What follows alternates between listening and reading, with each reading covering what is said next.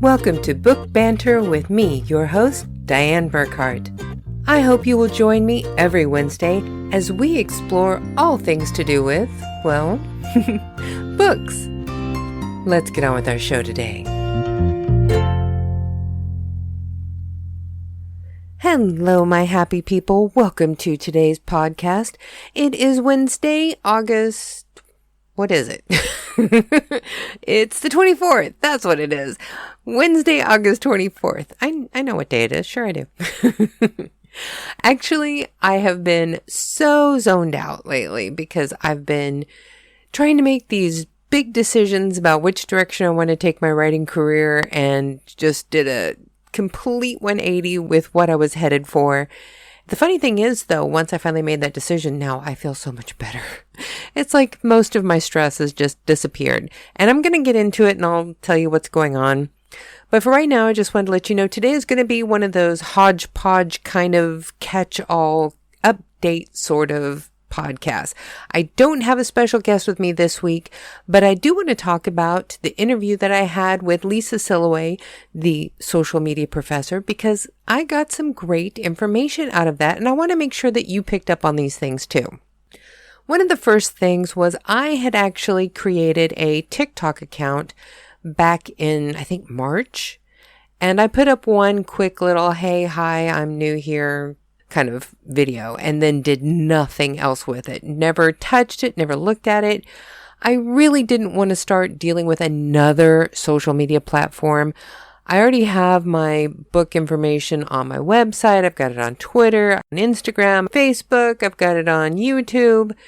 I think I have something on Tumblr and Reddit, but I don't keep up with those because honestly, I don't enjoy the way that those two platforms are set up. I think they're great if you want to have like discussions and you're looking up information, but I don't like the way that I would have to work it to promote my stuff on there, so I don't bother with it.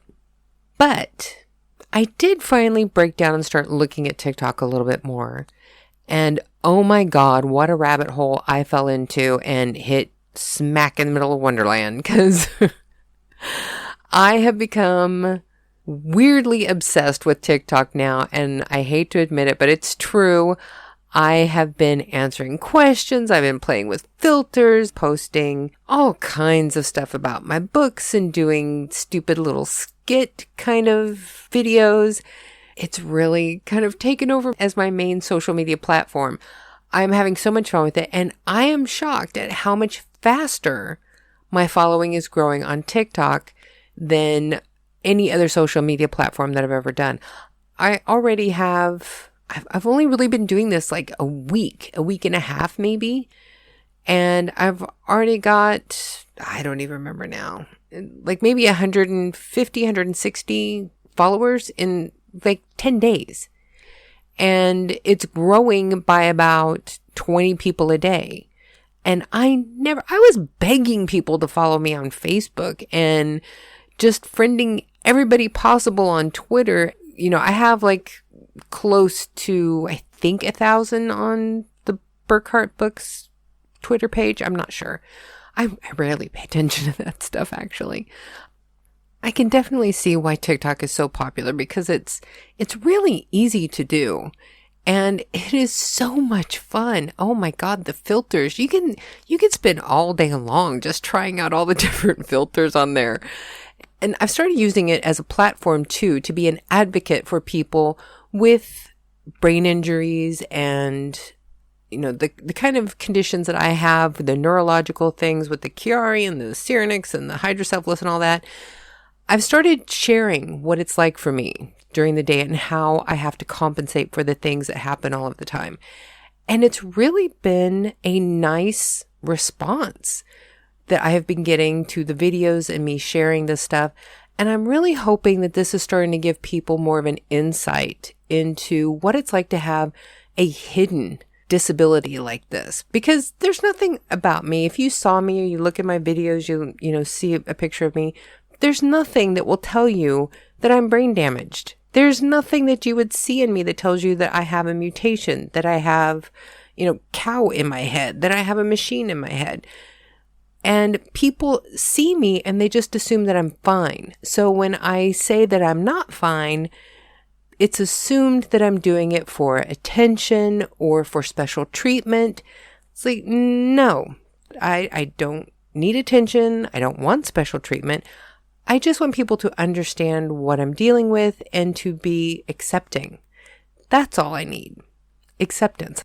And I want to make sure that whenever I'm doing things like my videos, and if I screw up and I say the wrong word, because I'm going to share something. I plan on doing a video of this for TikTok later, but this is like a perfect example of the kind of thing that I deal with. I think it was like 2 years ago. My husband finally looked at me and he goes, "Do you even realize you're doing it?" I'm like, doing what? "You keep calling me Seamus." Wait a minute, what? Why would I call you Seamus? He says, "You've been doing this for a couple of weeks now. Every time you call me a name, you call me Seamus." And FYI, my husband's name is Pedro. Okay, so they're nowhere near the same. It's not even like the same letters. So I'm not sure how my brain transposed Seamus for Pedro. But apparently for an entire month, I was calling both my husband and my dog Seamus every time I went to say their name. Now, when I was in my early 20s, I knew a goalkeeper who played for a team that I worked for, whose name was Seamus.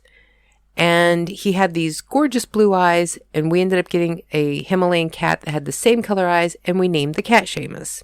But I haven't had that cat for years. The cat passed away long before I ever even met my husband. So I have no idea why my brain is picking the name Seamus from my past and imposing it on my husband and my dog now. That's one of those weird little quirks that I deal with. And another one, I once got so happy that I lost the ability to speak for like 20 minutes. It was on my 49th birthday. My husband had taken me to London to see No Man's Land with Sir Patrick Stewart and Sir Ian McKellen. And then after the production, he took me around to the stage door to get autographs. And when Patrick Stewart came out, I thanked him for, the best birthday of my life. And he looked at me and goes, "Oh, it's your birthday? Many happy returns for your birthday." And I got so happy in that moment that Sir Patrick Stewart had wished me good wishes for my birthday that I could not speak for 20 minutes. These weird little quirks just pop up every once in a while, and I have no warning. There is no way to stop it. But as I get older and my husband and I work to deal with these issues, I am starting to become more aware of them. Not too long ago, I think it was back in March, my husband had bought these little throw blankets for each of us, and his had a symbol on it from Star Trek. Now, whenever I looked at it, I'm like, oh, I know that symbol. That's the Vulcan symbol. Vulcan was not what I meant to say.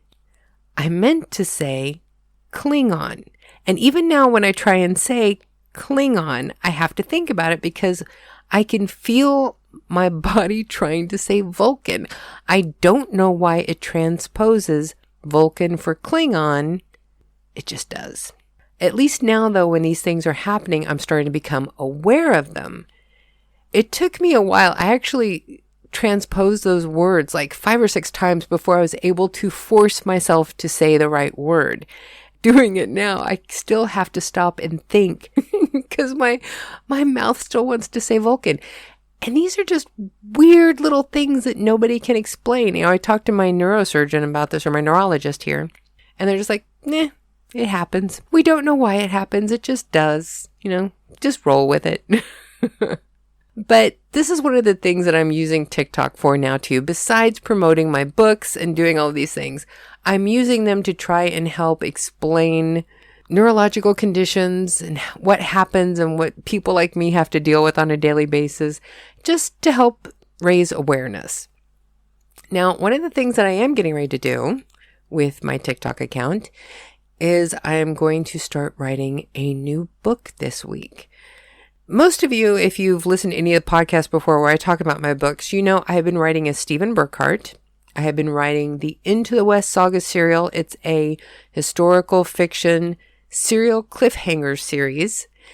And I am actually at the point where I'm writing the last book for that one, Into the West Family Ties. The problem is I have gotten so burnt out on this series. And I'm very disillusioned with it. The historical fiction, straight historical fiction where it's not romance, and westerns where there's no romance involved, it is not like a huge genre for sales. It's not one of the big sellers. Romance is definitely number one. And then after that, you get like straight fiction, you get mystery, cozy mystery, crime novels, sci-fi. These are the top sellers. What I have been writing is definitely not in that category. And it shows. They often say that to really start seeing income in this as an indie author, you need to have at least 25 books out. Right now, I only have 6. I am spending way more money to produce my books than I am making from them. So I need to take a break and switch to a genre that is more lucrative and try and get some money coming in. So for the moment, I've decided to shelve the Into the West Family Ties and do a different genre as Dianne Burkhart. This way I can advertise it so much easier as myself. And I think I've just been working on this serial for so long that I need a break from it. So I'm going to do something very, very different. I'm going to be doing a crime novel that deals with a retired FBI agent who also has a gift for psychometry that they have no interest in. They do not want to use it. They don't want to even acknowledge that they have it. You know, they just want to be left alone. And of course, somebody from the bureau keeps coming back saying, no, we need you. We need your help with this case. So that's what it's going to be. It's going to be a series of crime novels where they keep coming back and bothering this poor agent who's just trying to retire and be happy and have an animal rescue ranch, you know. And one of the things is people probably would like to know why I think I can write a crime novel very well. Here's the thing. My first degree is in journalism, and I've been writing forever. I did broadcast. I have all kinds of experience writing entertainment and hard news and features and all that kind of stuff, and books. But my second degree is in forensic criminology. I actually trained to be on a crime scene unit. I did a series of special studies in profiling. I got to take classes with Kenny Landwehr from the Wichita Police Department from Wichita, Kansas, who is one of the main lead detectives who captured BTK. I got to study a lot of case studies with him. I studied the Carr brothers, BTK, and many others. I also got to do a seminar with Robert Ressler. He was an FBI profiler who is actually credited with coining the term serial killer. He is one of the people who helped put together the behavioral science unit for the FBI. So I have actually a lot of knowledge in this area. The only reason I never worked on a crime scene unit is because I had the accident that caused all the brain surgeries 1 month before I graduated with my forensic criminology degree. At one point after I had gone through the main part of my rehabilitation, I still applied for jobs and was trying to get on a crime scene unit, but because of my health issues, I didn't meet the physical requirements for doing that. So that killed that career. So one of the things that I wanted to do was actually write crime novels so I could at least use that degree in some manner because I'm still paying for that student loan and I want to make it worth my while. So I plan to use my education for crime scene investigation and profiling to write some good quality crime novels. And I'm so looking forward to this. I've been thinking about it for years. I really want to do this. So that's the first book. And I've already got a title for it. I just worked up a cover today. I'm getting really excited, and I have not felt this excited about a book in a while. So I think I've definitely made the right decision about what I need to do.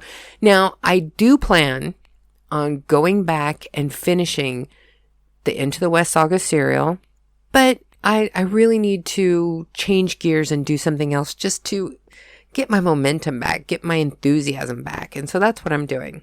So since we're talking about motivation, this is the perfect time to talk about my 10 tips for getting your motivation back for what you're writing.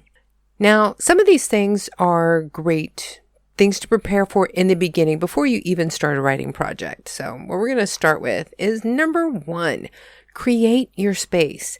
Even if you just have a little folding table in the corner of your bedroom or your living room where you have a cup of pens and your little laptop, have a set space for your writing. Make your own little tiny office, even if it's just a tabletop, but have a space for your writing.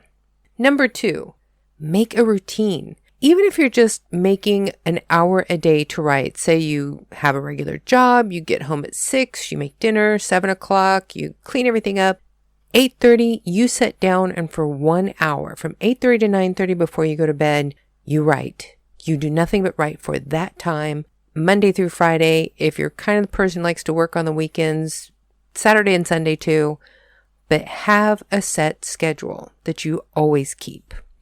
And personally, I'm very bad about that, but we won't go there. 3, get up and move once in a while to help keep your brain, trust me, I know about this, active. You need to get up and move, get your blood flowing. If you just sit for hours, especially if you have a day job where you sit at a desk and then you come home and you sit at your little table to write, you need to get up and move. It helps with your thought process.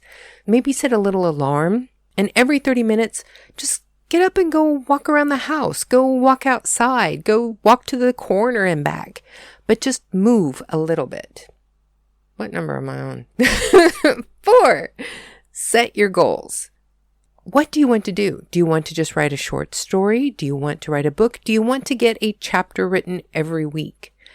Write down your goals. What are you going to accomplish this week? What do you want to accomplish next week? And you can always change your goals. If you start writing and you realize it might take you 2 weeks to write a chapter, not just 1, change your goals so that you're doing a chapter every 2 weeks instead of every week. They're not set in stone. They can be flexible. You don't have to hold yourself to what you write down at this moment. As you grow and you learn how you operate best for your personal creation, you can change your goals. So write some goals down and try to stick to them, but don't beat yourself up if you need to change them. The goals that you are creating right now are meant to be a guidepost to help you get to your ultimate goal. That is the one that is most important. If you need to change your path a little bit on the way there, that's okay, because the main point is to get to that final ultimate goal at the end, and that's what your focus should be on. 5, know your whys and your why not. Why are you writing? What do you want to write? Why is that important to you? And if you're having trouble getting started, why are you not writing? What is stopping you? Are you afraid of people reading your work and you don't want that criticism? It's really important to know your whys and your why not for your writing. Number 6, track your progress. Keep track of how long it takes you to write that chapter. If you get stuck somewhere, what was it that helped you get past that sticking point? It's really important to track how things go, because that will help you change your goals if you need to. You can work around what works best for you, because nobody is the same. What works great for me, I love listening to easy jazz while I'm writing. Another person, that may be so distracting because they don't like that kind of music. You have to find what works for you, and tracking your progress will help you do that. Number 7, read. If you are getting stuck on an idea, go read a book in a different genre. Get your mind on something else. Reading helps you be a better writer. Read as much as you can in many different genres. Even if it's not the one that you write in, it's going to help you get new ideas for yours. If you only write romance and you only read romance, you will get ideas from that, but you're going to end up getting the same ideas that everybody else has in that genre. If you go read horror, or you read sci-fi, or you read some nonfiction books, it may give you ideas that are outside of that you hadn't thought about before. Number 8, try a writing prompt. You can look online. There are so many writing prompt generators. You can pick your genre, whichever one you want to write in, and it will just give you a quick little prompt for you to write a page or two about. These are great exercises just to get your imagination flowing. Number 9, take a day off. Do some self-care. Go get a massage. Go get a pedicure. Do some self-care and get yourself away from the writing. Sometimes whenever we're having trouble getting a project going, we can just end up focusing on it so much and just increasing our stress until it just compounds on top of each other and makes everything worse. Take a break once in a while. Whenever you can't get past that sticking point, when you've tried writing prompts, you've tried reading, you've tried taking a break and going for a walk, and you're still stuck, take a day off.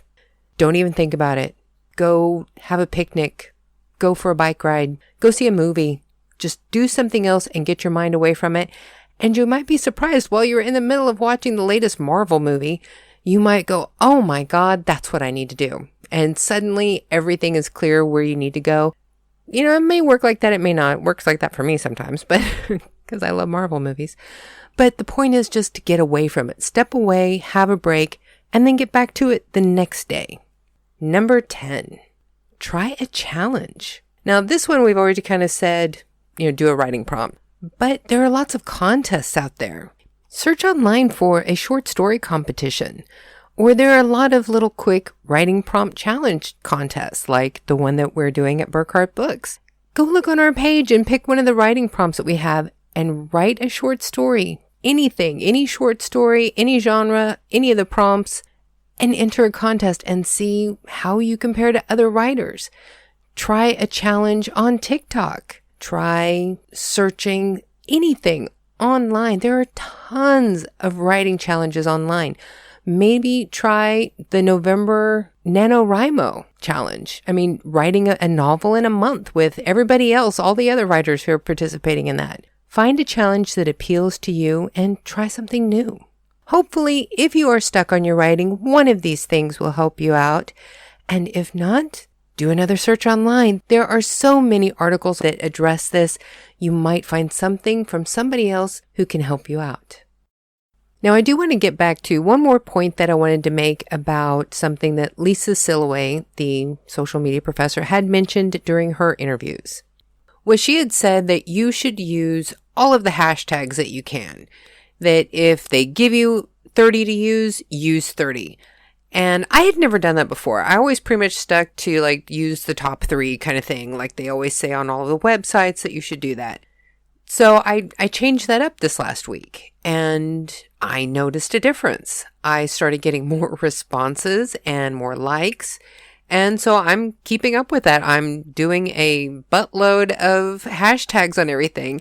I do do a couple of extra spaces down and, put all of the pertinent information at the beginning and then drop hashtags at the bottom and try and keep it obviously separated so it's not crowding the actual information of the post.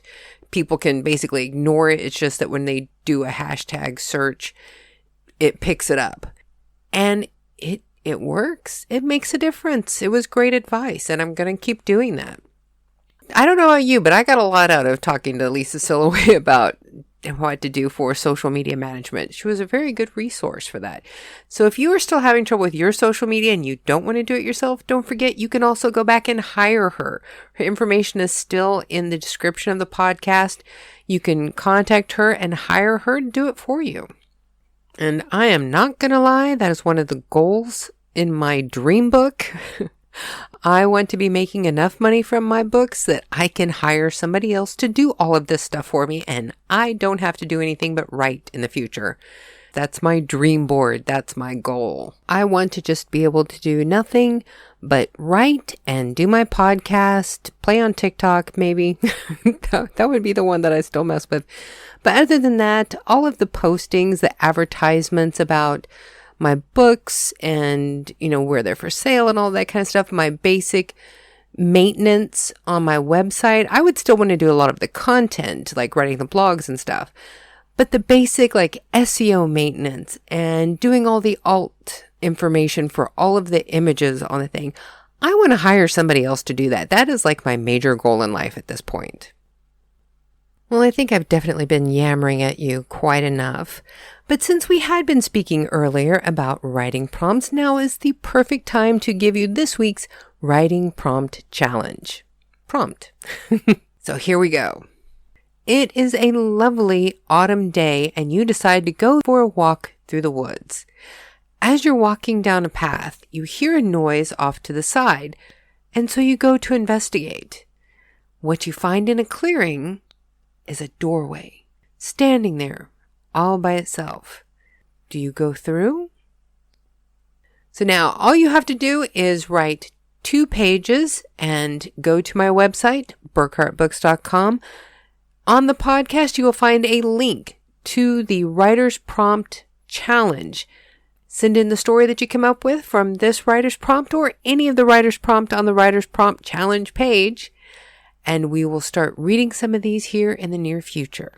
Once in a while, I think maybe 3 times a year, we're going to draw one to win a prize. I do have a guest scheduled for a September interview. If you are a creator, you will want to hear from my friend Kara. She is an expert at creating fantastic product videos, and she's going to explain how to do it. So be sure to check back in September, and as always, please go forth and be happy.